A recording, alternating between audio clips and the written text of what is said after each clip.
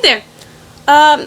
Wow, look at this. It's the same shirt as the last video. Who knows if they were filmed on the same day or not? I don't know. I do know. Anyway, today we're doing a what's in my backpack thing, and this is kind of related to my back to school thing and my advice for college prep kids, or college prep school kids, I guess. I don't know. This is just the essential items for me. We're gonna go zipper by zipper. My very front pocket has nothing in it. Very exciting. The second front pocket has a pad, because you never know when you're gonna start your period. I'm gonna stick that back in here. Yeah, those are not very exciting. Whenever I travel somewhere, overnight or whatever, and I take the bag, I also put my prescription, or my medication bottle with the prescription label on it, because you're technically not allowed to travel without that information, and you can get, like, arrested and in serious trouble, blah blah blah. This is a pencil case, which has a pencil sharpener, several mechanical pencils, several wooden pencils, a black pen, and several pens of various colors, along with an eraser. Now, that's really important because on certain things like the SAT, you are not allowed to use mechanical pencils and you have to use wooden ones. But I prefer mechanical pencils, so I just have both. And as far as pens go, in some things like math, you're not allowed to use pens, and in some things like my history class last year, you're not allowed to use anything but. And in my school, you're only allowed to use blue or black ink on official documents, except in my math class where we grade in a non-blue or black ink color. And so I will take notes in like a green or a purple, because why not? And then in the back I have a bunch of highlighters, different colors, and a TI 83 plus scientific calculator. As far as calculators go, usually anything above a TI 83 is sufficient. If you need a scientific calculator, which you will for the SAT and for AP Calc. Like, there are questions where I am literally not only incapable of solving them without a calculator, but just not allowed to even attempt such things. So there's that.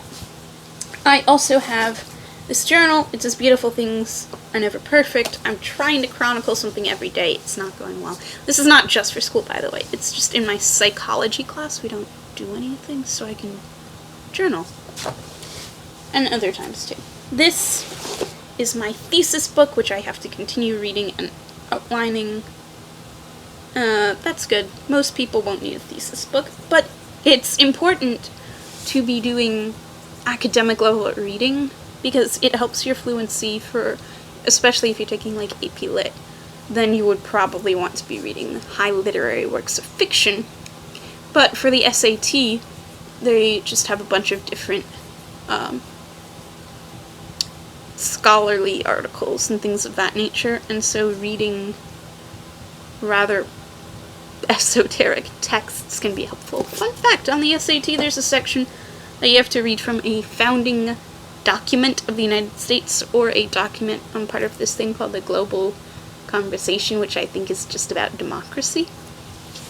I don't know. Anyway. Then I have two journals, notebooks. This is HAP, Human Anatomy and Physiology. This is Psychology Psych. There's currently nothing in Psych, because that class is a choke class, and I'm so glad it counts as my academic elective. And there's currently very little in my HAP notebook, just that page of notes, because this is not where I'm taking notes. I'm rewriting my notes in these things, ideally. Every weekend I'm going to sit down and rewrite my notes, because that's a form of studying, and then I don't have to worry about making them neat when I'm taking them, and then I have a really good study set. And we have my calc book. That's upside down. It's still backwards for you. It's Calculus of a Single Variable, 7th edition, Larson, Hostelter, whatever, and Edwards, I don't know. That's a thing. fun. Actually, that's a lie. It's very fun. This is my HAP book. Most books at my school have to be covered, not calc, because there are formulas in front. That's that. Then I have a 2016 through 2017 assignment planner thing, which has a calendar and assignment, and like a weekly thing. So I'm plotting events on the calendar and homeworks in the weekly section. And it's good. It's good. The Scarlet Letter for AP Lit. I have a notebook in which I'm actually taking notes because it has tear-outable pages. And it's also just got a bunch of papers in it that I need to sort. There are 3 binders that share classes. I have one for HAP and my Modern World History class, one for my APs, Lit and Calc, and one that serves psychology, CCP, which is college and career preparation, and ethics. And then I have a binder for choir. I'm not pulling these out because, okay, you want to see? This is for HAP and history. This is for the 3 of them, and this is for my APs. Then I just have a pad of graph paper, which I have to hole punch every time. I have a packet that I already read and outlined for history, why study history. And I have 2 binders, one for my thesis, which is currently empty-ish, and one for choir, which has music. And that's that.